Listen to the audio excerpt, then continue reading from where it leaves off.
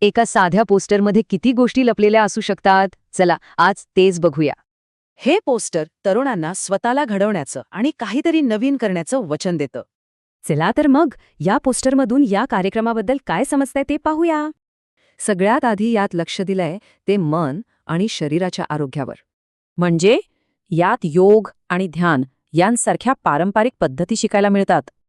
आणि हे क्षेत्र बघा, मोकळ्या हवेत शांतपणे चाललेला योगाभ्यास. फक्त शरीरच नाही तर मानसिक स्पष्टता आणि तणावमुक्तीचीही हमी आहे. हेच तर दिसतंय या शांतपणे ध्यान करणाऱ्या तरुणाच्या चेहऱ्यावर. ठीक आहे, दुसरा महत्वाचा भाग म्हणजे लोकांशी, समुदायाशी जोडलं जाणं. म्हणजे भरपूर मजा करायची आणि नवीन मित्र बनवायचे. हे बघा, सगळी मुलं किती आनंदात आहेत, एकमेकांशी बोलतायत, खेळतायत.